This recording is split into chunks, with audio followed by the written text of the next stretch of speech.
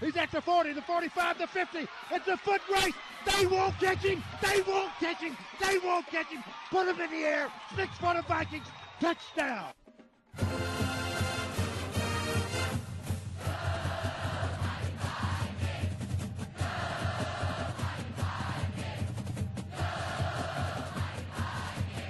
It's time now for the 2016 Lowndes High Randy McPherson Coaches Show, live from the Mill Pizza Buffet and Games. This season's show is made possible through the generous support of these fine sponsors: Equipment Parts Supply, Deloach Body Works and Auto Repair, CBC Bank, Page Heating and Air, Luke Electrical Contractors, The Country Cobbler, Valdosta Insurance Services, R.L. Martin Company and Only Options, Spirit Embroidery, Goo Goo Car Wash, Prime Consulting Solutions, and the Viking Touchdown Club. So now, let's go live to the Mill Pizza Buffet with the Viking voice and Lowndes head coach Randy McPherson for this week's show.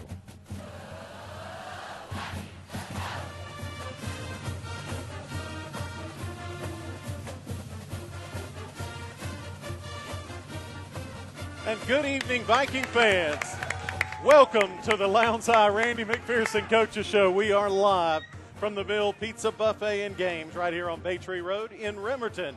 As I've got up here at the table with me Taylor Biddle, Marty Rogers. He is a busy man, of course, with the hurricane. If you don't know, Marty's real job is he's a insurance adjuster, underwriter, whatever. And so he's got a lot of claims, and he is out on top of roofs. I saw him driving down the road today with a ladder hanging out of the back of his truck, so I know he's pretty busy. Marty has worked more in these last 3 or 4 days than he's worked all year long. Yeah, from January to now. So Marty, we all got to do this. This is a hobby. So his real job required him to miss Saturday night. Marty was greatly missed, and we were short over half our crew. Oh yeah, it was weird playing on a Saturday with shorthanded and. Usually when you play on Saturday, that means you're in the state championship. Yeah, that usually does.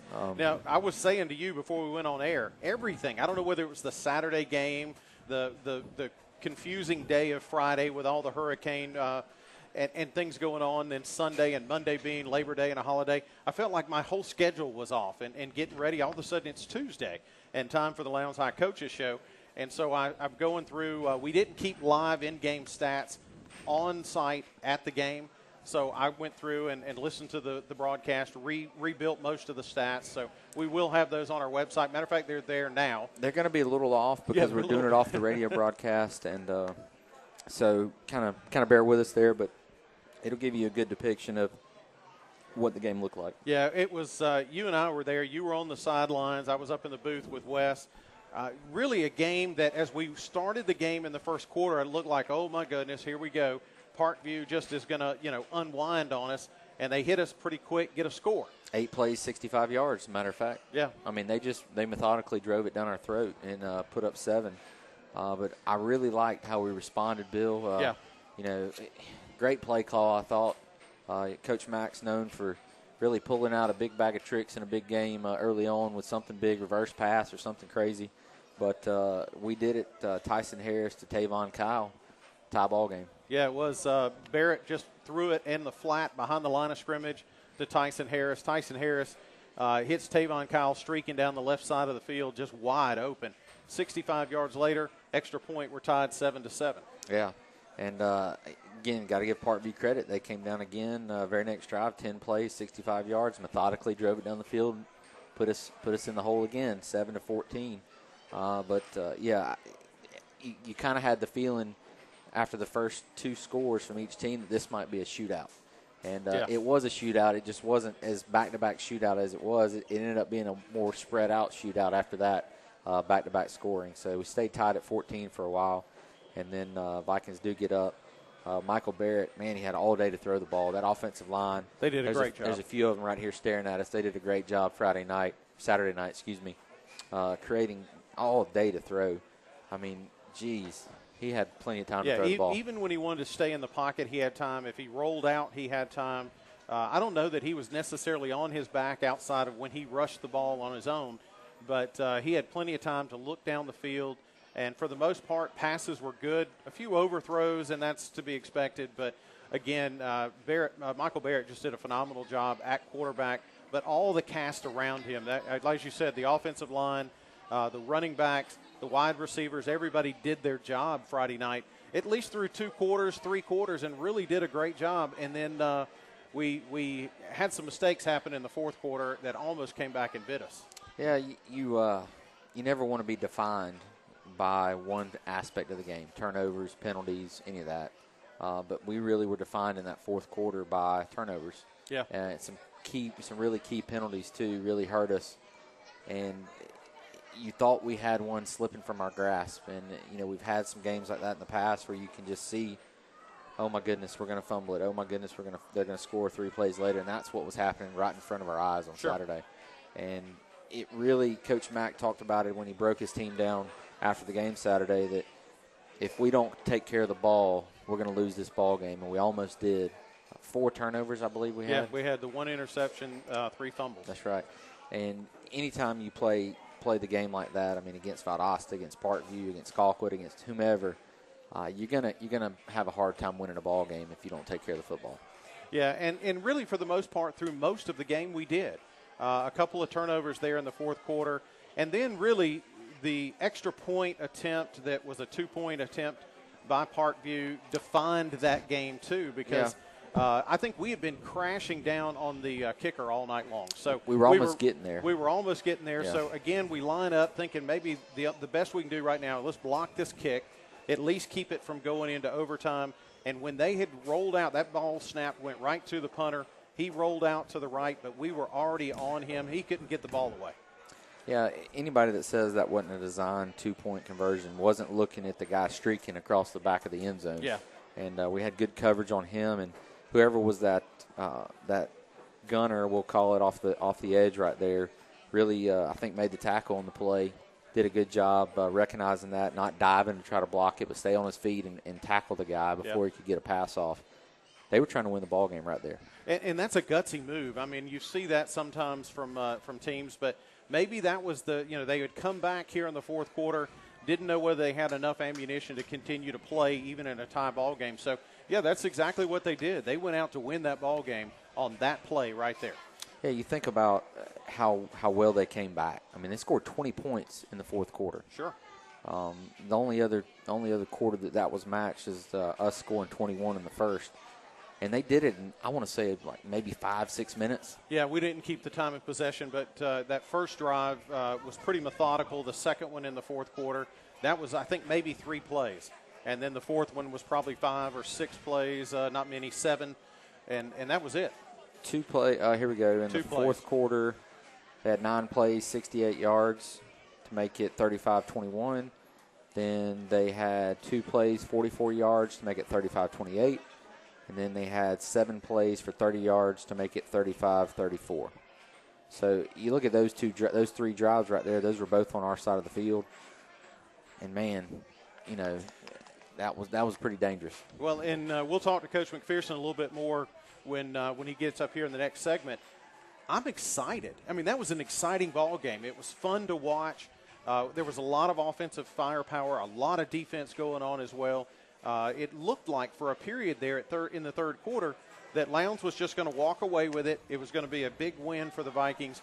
And then to have to come back and battle back in the fourth quarter, what lessons they might learn from that fourth quarter can maybe carry them through a long way into this season. Yeah, we shut them out in the second and third quarter. Yep. And I think we really bowed our back defensively. Coach Shores talked about adjustments that we made and really just playing assignment football. I pulled him to the side afterwards and really said, hey, what was the difference in the second and third quarter? Don't worry about the fourth, Coach. Just tell me what the second and third quarter was. He said we really got back to fundamentals and assignment football. We weren't overthinking the coverages. We just went back to, hey, if that running back rolls out into the flats, which is a play they scored on, that linebacker's got to get him. We know that. That's your assignment in this coverage, and that's what we did in the second and third quarters. And then the fourth quarter, like I said, it just kind of slipped away from us defensively. We were playing with a short field and 3 straight possessions. So, good job defensively by the Vikings. And, yes, the offense, you win games by scoring points. Nobody's ever won a ball game 0-0. I guess penetration. Yeah, I guess you could. But you got to score points, and that's what we did a lot of the game. So it was exciting to watch offensively. Yeah, it was. As we said, kind of a mixed change of having the game on Saturday. We missed most of our crew. So, again, it was kind of an abbreviated crew. A lot of fun to actually call that game. And there were some very faithful fans that still made the trip all the way up to Lilburn. Yeah, I hear that in the crowd. There's a few out there that did. I would imagine 150 maybe or so that made the trip on a Saturday night. Parkview was still only represented by maybe, I would say, not more than 250 or 300 themselves. Yeah, great location, great facilities they have there. I think there was a good bit of fans in the stands. Anytime the band's missing, too, that always plays. That's a big piece, yeah. It does, and, I had a chance to talk to band director Bowman, and they really wanted to go, but logistically, it's a nightmare when you talk about reorganizing something you've been planning for the last 4 or 5 months. Yeah, and we really don't – we stop to think the band is made up of almost 100% volunteers. Yeah. The bus drivers, the nurses, the chaperones, all those people that ride and go with the band outside of the band directors themselves are all volunteers. That's right. So you've got a holiday weekend. Yep. So Friday's out. All of a sudden you're looking for bus drivers on a Saturday. You want to make sure you got all the chaperones you need, nurses to be on hand, and you got a semi to take and all the different things that go along with a band of this size. And you got people that have got plans to go away for the holiday, that they're going to the Georgia game up in Atlanta, or they're going down to Orlando, or they're different places. And it's hard to put those things back together, just one day difference. I agree. And you say, well, why don't you just bring half whoever's willing to come? You may have 10 trumpet players. Right. And for you to play the alma mater, you really need 7 of them. And if only 4 of them show up, it's not going to sound right. And I think the band is traditioned enough that they're not going to want to put any product on the field, whether it's from a pep environment or what, that isn't quality. So, I hate not having the band there. I think they could have been instrumental to us getting some momentum back in the fourth quarter. But we had some sparks of our own on the football field that really jived the crowd up. Yeah, it did. We're going to have them, though, home next week, Friday night, as we welcome in the Shiloh Generals. And as we said, 6 consecutive home games. We'll all be there, our whole crew, the band, our fans. I mean, it's going to be just like as it is every Friday night, and it's going to be a lot of fun. Taylor, we're going to take our first break here on the Lowndes High Randy McPherson Coaches Show. This first segment brought to you by EPS, Equipment Parts Supply, your one-stop location for heavy equipment and farm equipment parts. They're located on Highway 84 West in Valdosta. When we come back, we're going to have Coach McPherson get his thoughts about Saturday night's game against the Parkview Panthers. You're listening to the Viking Radio Network on 99.5 Kicks Country. We'll be right back after this. Whether you're farming or doing construction work, equipment downtime costs money. And that's why folks in this area depend on Equipment Parts Supply to keep that equipment running properly. Now, they've got complete engines, parts, undercarriage parts, even attachments and implements, too. Equipment Parts Supply of Valdosta has engine kits, hydraulic pumps, and cylinder heads, too. Equipment Parts Supply, 2320 Highway 84 West, Valdosta. Phone them at 229-244-0016. The 2016 Lowndes High Randy McPherson Coaches Show is made possible through the generous support of local sponsors like Chick-fil-A on St. Augustine Road and Chick-fil-A on Inner Perimeter Road, Southern Photos, Stan's Quality Meats, and the Mill Pizza Buffet and Games. Be sure and visit these sponsors often and remember to thank them for their support of Lowndes High Athletics. Luke Electrical Contractors is one of South Georgia's premier electrical companies. Terry and Brian Luke are committed to providing our area with the finest in electrical services, whether it be residential, commercial, or industrial. Terry and Brian Luke's motto is, no job too big, no job too small. So for all your electrical needs, call Terry or Brian Luke at 229-292-8157 or 229-251-8579. Terry and Brian Luke, Luke Electrical Contractors, the working man's electricians.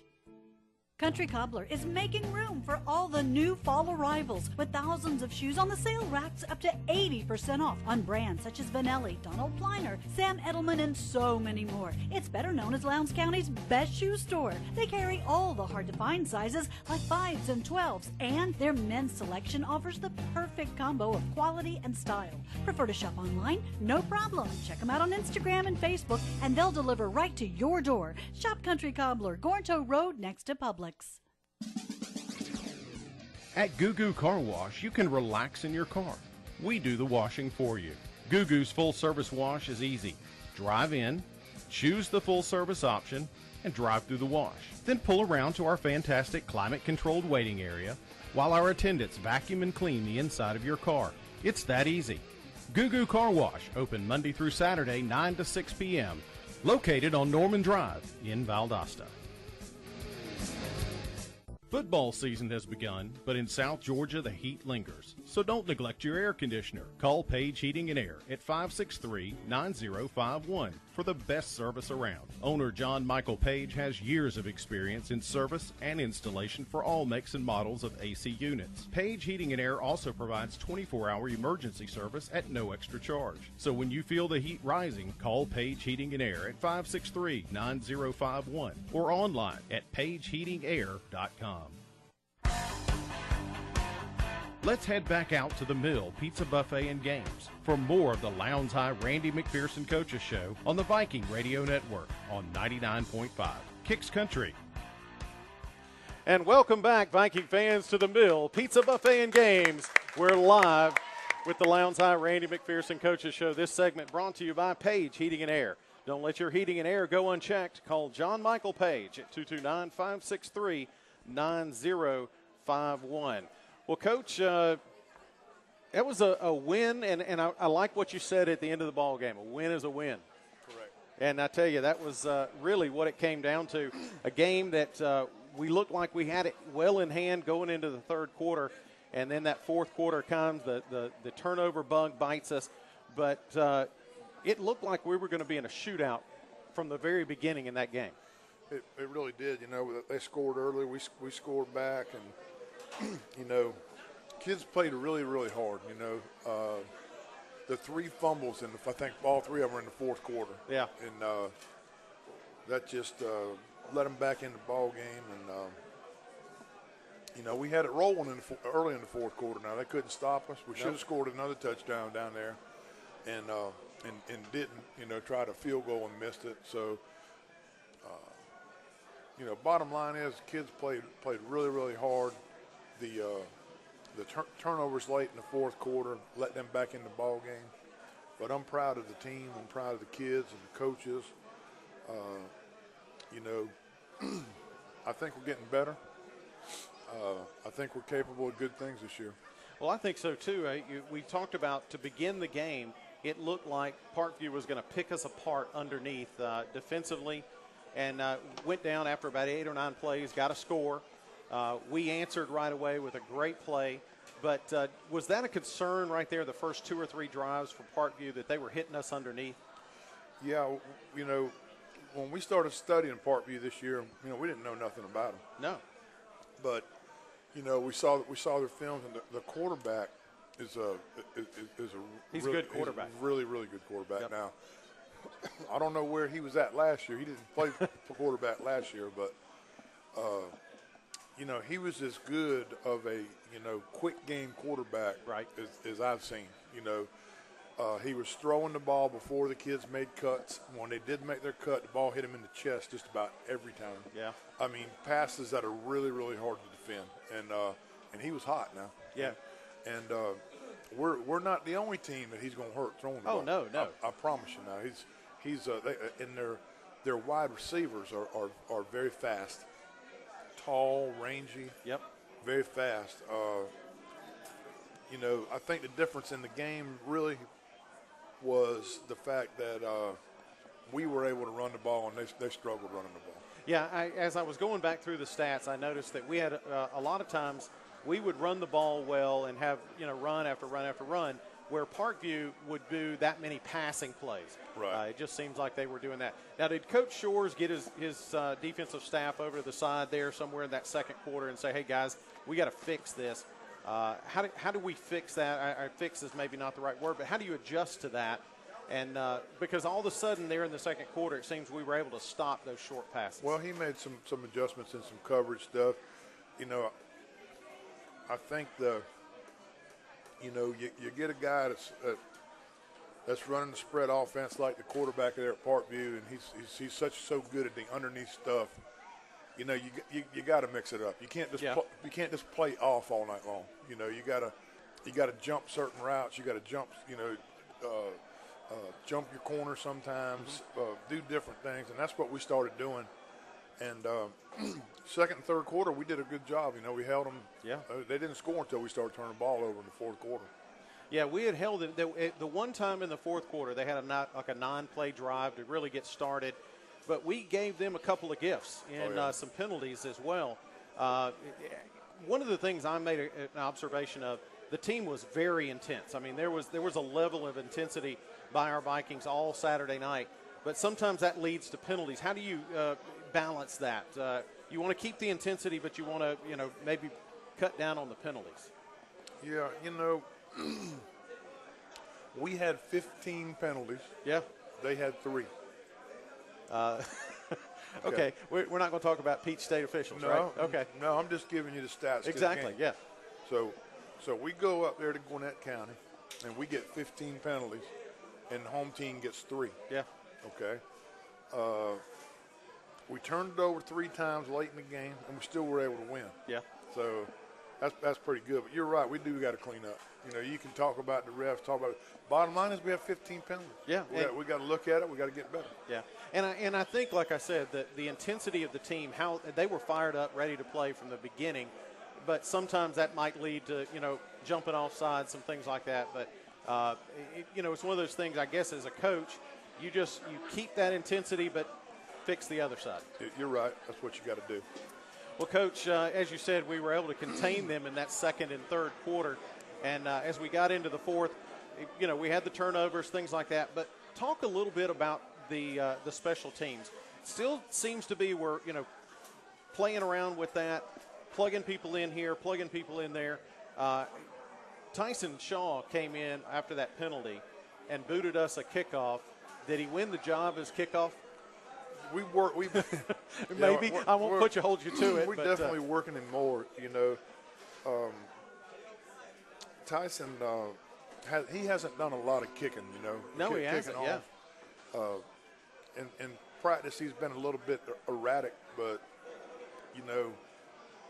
all the kickers were a little bit erratic. Yeah. As far as kickoffs went, and that's definitely something. But we're going to change our little kickoff a little bit, and we're going to try to turn Shaw loose, see if we can't knock it in the end zone. Well, that was we couldn't have asked for a better time to put one in the end zone. Right. He's probably going to be the guy on kickoffs now, but we'll see. Sure. We'll keep working Paulo and the other kid Brooms. It's just one of those things where we did not execute our kickoff team very well at all. I mean, it was very frustrating. I mean, every time we kicked off, it was either out of bounds or they had it at the 40-yard line. Yeah, it was the big returns for him. Yeah. Now Broom pretty well handled the extra point duty and did a good job. He had a bad snap that they couldn't get down, and of course missed that one. And then we missed the field goal. Yeah, his was, and I had it just a little bit short. Somebody said it might have been a little wide left too. Yeah. Either way, it looked to be short. Right. Now, is that that was 36 yards or something? I think the ball was inside the 20. Yeah, so it was. Maybe it was at the 18-yard line or the 20-yard line. Yeah, so almost a 30-yard field goal, probably one we should make. You're right. Well, Coach, the game, of course, ends up in that last opportunity for Parkview to tie the ball game. Were you surprised what appeared to be a set 2-point play that they tried to run to win the ball game? I was, I might have went for 2 myself, but so I went home and, I didn't go home and look at the film. I went to sleep first. Yeah. We got home about 5. Yeah, that's what I say. I got home. So I get up and I look at the film, and because I was asking people at the game, was that a planned 2-point deal, and turns out it wasn't. It was a bad snap. Hey, the way there was somebody running in the back. Now, what did you see in the film, though? The ball hit his hands, and he dropped the ball. The ball was rolling around by the tee. He panicked, picked it up, and tried to call fire. Oh, okay. That's what happened. So the receiver then, when he called fire, started running into a pattern. Okay. Because it looked like, for our vantage point, we'd been crashing in on the kicker all night long. We almost blocked it every time they kicked. Yeah. So I thought, well, maybe when he rolled out, we were already on top of him, and fortunately able to tackle him before he could make that pass. Right. Well, Coach, then what do you say to your team? We got all we got to do is get the ball now and run the clock out. Right. Run the clock out. And we if I remember correctly, that deal there on second down, we called a play, and Barrett broke around the outside and slipped and fell. Yeah. Probably would have went 20, 30 yards down the sideline. And then the next play, we tried a bench route to Jenkins or to Kyle, and it didn't work, so we had to punt the ball. Yeah, after the punt, though, Parkview's got the ball, minute and a half or so left. And it looked to be our defense had them a little bit on the ropes. And who made that hit to force that tackle? I mean, that fumble at the end. I don't know. I didn't either. We were so excited about the fact it happened and that we recovered it because it looked to be sliding almost out of bounds. Right. And the fact that we were able to recover it, and then we saw all the kids go wild on it. So we never really saw. We need to find that out. I don't know. Yeah. The film was on our side, so it's kind of hard to see all the way over there. Yeah. Well, Coach, it was a great game. One of those games that hopefully your kids take lessons learned because how you play 48 minutes, these kids have got to play 48 minutes. I'm sure you've talked about that this week. Absolutely. You know, we had a chance to we thought we had the game put away. Sure. I mean, here we are, 21-point lead. Yeah. Was it 6 on the clock left? Yeah, probably 6, 7 minutes at the most, yeah. We started talking about the old 8-minute drive in 2004. Yeah. We were going, look, an 8-minute drive, we'll get this game wrapped up and go away. Yeah. And then, boy, there were a lot of plays in between that time. Yeah, and then we started spitting the ball on the ground, and next thing you know, all I got to do is score a touchdown to tie us. Yeah. So the 3-touchdown lead went to a 1-touchdown lead in about, 50 seconds? Well, there was one drive, they ran 2 plays. Right. And got a touchdown. The other was about 6 plays. So they were quickly moving the ball downfield. We were giving it to them on the plus side of the field most of the time. Yep.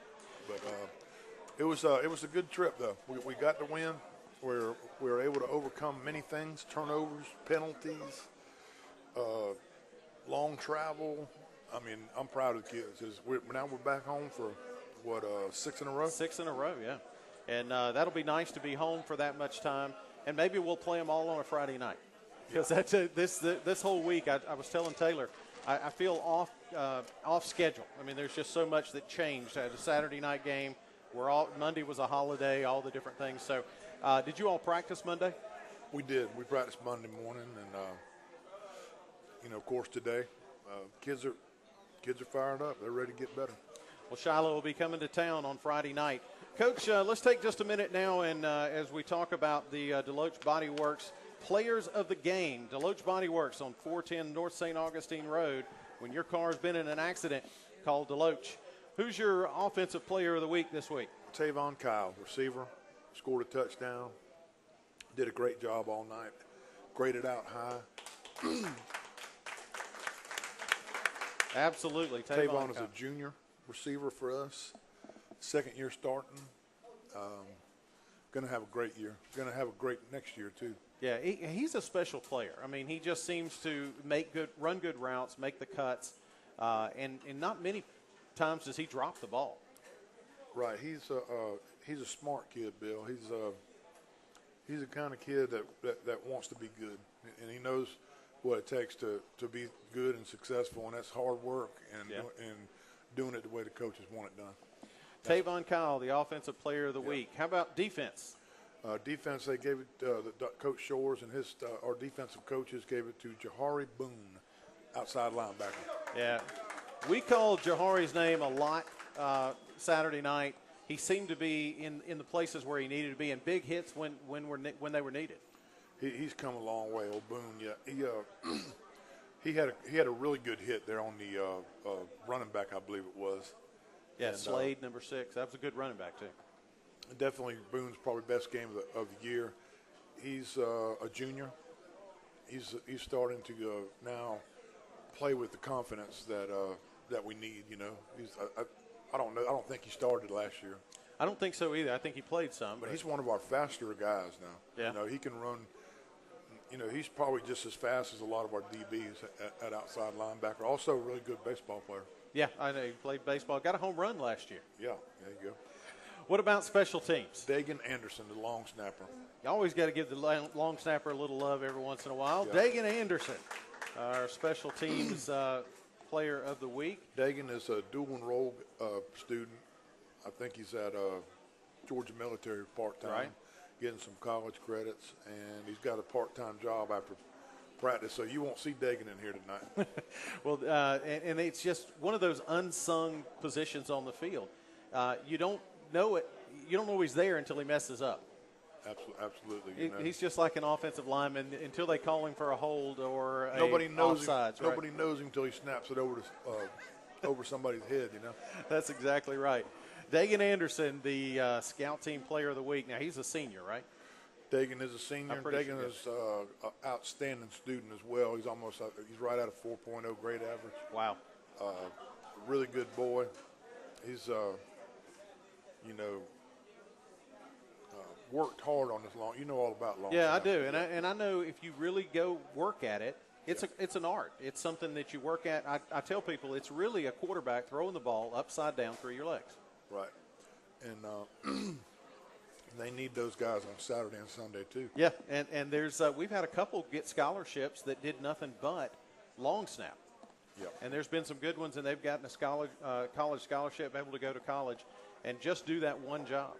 What about our scout team player this week? Scout team, Daryl Griffin, wide receiver, B-team wide receiver, worked down there against the first defense, giving a look, getting our defense prepared, and the defensive coaches nominated him because of the outstanding work and effort that he did on the other end of the field down there with the defense. Well, if he was running scout team for this team against Parkview, he was standing in for some very good wide receivers. We talked about him, number 2, number 4, number 22, I think 23. I mean, these guys were all over the place. And if we had a good wide receiver to be able to play that position for us, Daryl Griffin obviously got us ready for it. He did. Well, Coach, these are a great bunch of kids. We're going to take another break here on the Lowndes High Coaches Show. We come back, we're going to talk to some of these players that are here at the Mill Pizza Buffet and Games, and get you ready for, of course, the game coming up Friday night. That'll be September the 9th as the Vikings return to Martin Stadium when they host the Shiloh High Generals out of Snellville, Georgia. They're Region 8 in the 7A classification. Kickoff is set for 8 o'clock at Martin Stadium, and tickets for this game go on sale today on Tuesday. A reminder, there are season ticket packages still for the season that remain on both sides of the stadium. Reserved seat tickets packages remain for Section D, E, F, and N, and you can go by the ticket office and pick up those season ticket packages as well. The individual game tickets for this game, they will be $8 in advance and $10 at the gate. They can be purchased at the ticket office located in the Board of Education building on Norman Drive. The ticket hours Tuesday through Thursday, 12:30 to 4:30, and Friday from 9 until 1. And student passes remain on sale at each middle school and at the high school for those students. They are $20 each for the entire season. Be sure and get out and get a ticket. It's going to be a great game Friday night against the Shiloh Generals. We're going to take a break here on the Lowndes High Randy McPherson Coaches Show. When we come back, we're going to have some of the players here tonight. You're listening to the Viking Radio Network on 99.5 Kicks Country.